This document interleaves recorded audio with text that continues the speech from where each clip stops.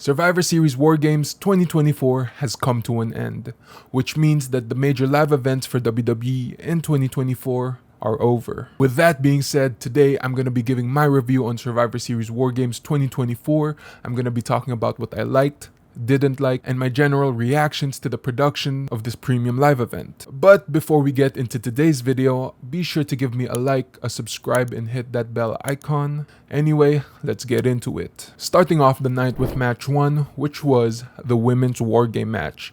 We got Team Rhea Ripley, Bianca Belair, Io Sky, Bayley, and Naomi versus Team Liv Morgan, Raquel Rodriguez, Nia Jax, Tiffany Stratton, and Candice LeRae. I was not really hyped for this match. It felt like a filler match, a last-minute filler match for the women's division. There was hardly any build with substance other than heel versus face. Though the thing that I must admit is that Rhea looked really cool and very badass with her mask, because the mask had horns and she used the mask with horns. There were some fun spots here and there, like Io Sky hitting a moonsault while she was in a trash can, and Tiffany Stratton hitting a swanton bomb, both of which were from the top of the cage, which was really cool to see. Throughout the entire match though, there was not much of a story being told apart from the classic heel versus face. Though one thing to note of that was very story driven was the teases between Bayley and Io Sky. Of course, these two have their history from Damage Control, and the story that was being told was the classic can they coexist. Apart from that, there was also one moment in the match where Tiffany Stratton teased a cash-in when both Nia and Liv were knocked down, only to be stopped by Raquel Rodriguez. This then led to a cool spot when Io Sky came out of nowhere with a fire extinguisher and started spraying it, distracting everyone, only for Rhea Ripley to handcuff Raquel to the ropes. This then led to Liv Morgan being beat down by Rhea Ripley, where eventually it led to Rhea Ripley hitting an avalanche riptide onto a table. Team Rhea wins this match. In my honest opinion, this match felt a bit too sloppy for me. Apart from the wrestlers messing up some moves, which I can't really fault them, they're human, it happens, we fuck up, it doesn't matter. What I can fault them, however, is that there was times in the match where the wrestlers were looking for weapons under the ring, and I feel like production miscommunicated with the wrestlers on where the weapons are located under the ring, so it made them look stupid. And also, this was a common theme throughout the night, so each match had their own miscommunication in a way, especially with this War Games match and the War Games match at the main event. I'm gonna rate this match a 3 out of 5. This was a fun match, it was a great way to start off the card, but anyway, we moved to the second match of the night. It was the United States Championship match. LA Knight defends his title against Shinsuke Nakamura. First off, this match had a very lazy hype video. I did not get hyped at all watching this video, and it was more of a recap, more so than a hype video.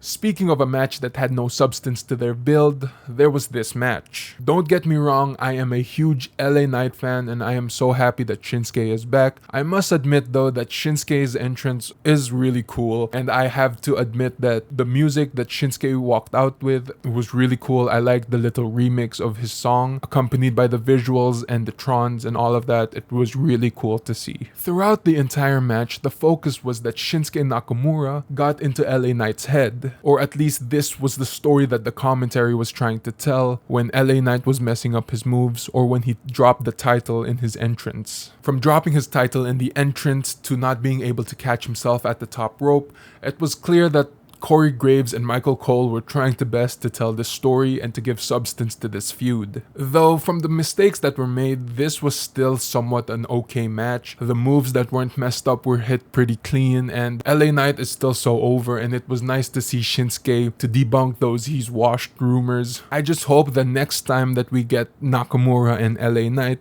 there is more build to their match. I am so excited to see if we get Knight Nakamura too. Anyway, the closing sequence of this match was Shinsuke Nakamura hit LA Knight with a reverse DDT onto the steel that was in between the two rings, and it was followed up by a Kinshasa. 1, 2, 3. Shinsuke Nakamura is the new United States champion. Overall, I rate this match a 2 out of 5. Moving on to match 3 of the night, which was the Intercontinental Championship match, Bron Breakker defending his title against Sheamus and Ludwig Kaiser. This match again, the hype video was very lazy and it felt like a recap video. I'm not gonna lie, this match and the next 2 matches had me debating which match I enjoyed the most and which match is my match of the night. With Breakker, Sheamus, and Kaiser being in this match, it was clear that this match was going to be a high-octane, hard-hitting match. Throughout the match, it was clear that each wrestler had their own story and motives for winning the championship. You had Breakker, who wants to defend the title but also is this unstoppable badass who would put up a fight doing so. You had Sheamus wanting to capture the one title that he has yet to capture in his WWE career. And you had Ludwig Kaiser, who was trying to make a name for himself and really separate himself from Gunther. I really like the fact that Kaiser didn't feel like a third wheel in this match and he felt like a strong pick to actually win the entire match. In this match, I thought Sheamus was going to be the one to win the match because he was being set up for a spear where he dodged the spear from Breakker and Breakker goes headfirst into a steel chair, followed up by a brogue kick.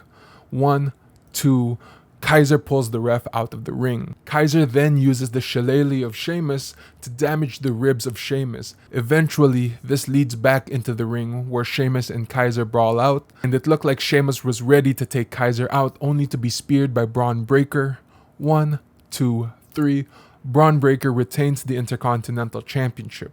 I rate this match a 4 out of 5. Our penultimate match of the night, match 4, which was the World Heavyweight Championship match where Gunther defends his title against Damian Priest. The hype video for this match was probably one of the better hype videos compared to the ones prior.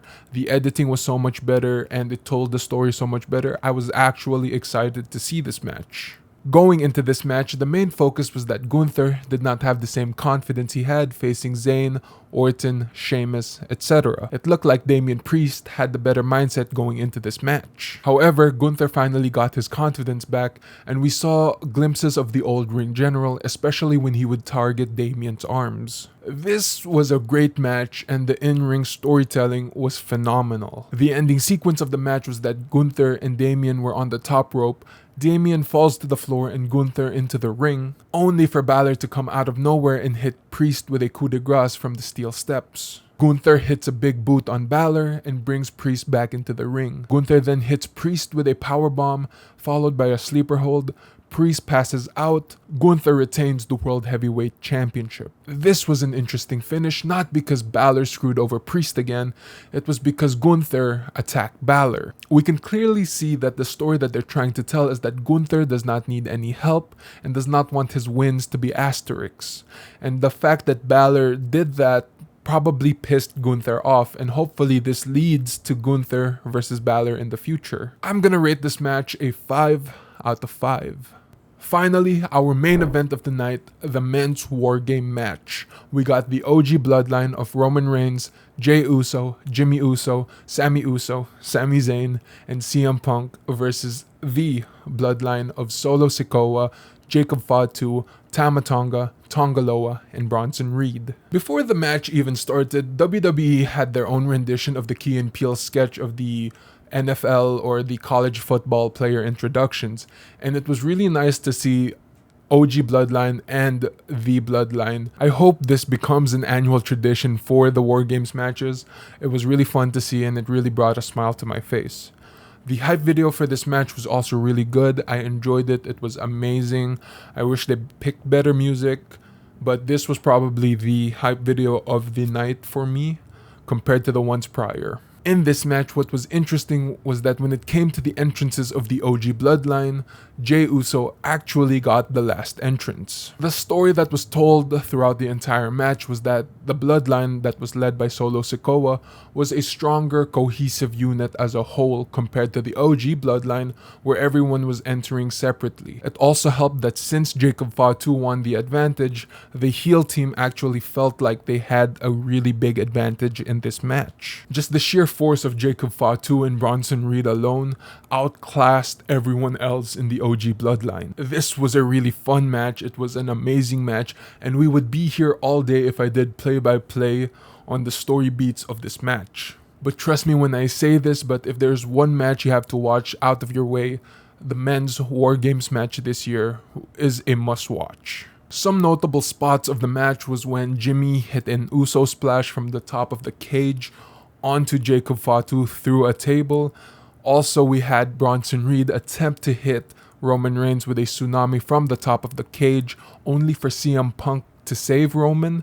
And I wish Bronson didn't get hurt, but with the reports saying that he got hurt, I wish he has a speedy recovery. Another really cool spot was when CM Punk took out a toolbox and started hitting everyone on the head with it, only to lead into a bulldog that he hit on Jacob Fatu onto the toolbox, where Jacob Fatu immediately got up and attacked Punk.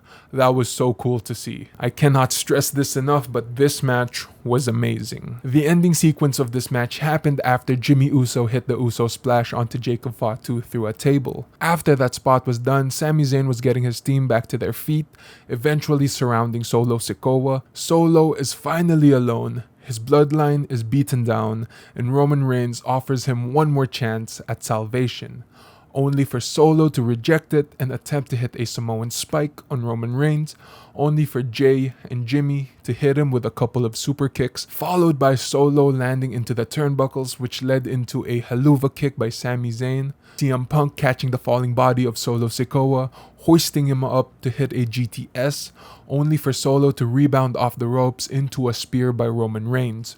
1, 2, 3. Team Roman, the OG Bloodline, win this match.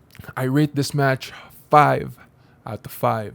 Survivor Series War Games 2024 was an awesome show, and I felt like this show delivered more than what I expected. Sadly, there was no closing angle, which was weird because they kinda lingered with that for a bit, but this show was a great way to end the year when it comes to the major live events of 2024. I'm going to give this show as a whole an 8 out of 10, but if we're talking about production, I'm giving them 5 out of 10. Tell me what you thought about Survivor Series down in the comments below. Tell me what you liked, what you didn't like, and your general reactions. If you liked that video, give me a like, give me a subscribe, and hit that bell icon. Stay safe, and I'll see you later.